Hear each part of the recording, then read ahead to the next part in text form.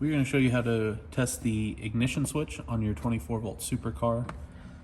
So for instance, if you turn the key and you're not getting any power, startup noise, or lights, if you don't get any of that, and you've already checked all your wiring and everything, and your battery voltage is good, then the only other thing really it can be is the ignition switch. So a way to test this is you'll need a flathead screwdriver and either some metal wire or a metal paper clip, anything metal really. And what we're gonna do is pop the center console out.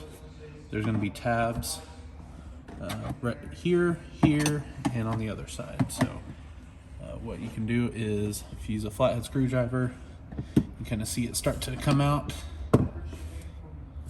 There's one tab right there and another right there. There you go. And usually if you get one side out, the rest is pretty easy to pop out. If needed, you can pop the other side out like that. There we go. All right, so on the very top here, you've got the ignition switch. You've got all your wiring here for the switch, as well as the headlights and speed and the gear shifter. So that's what all this is.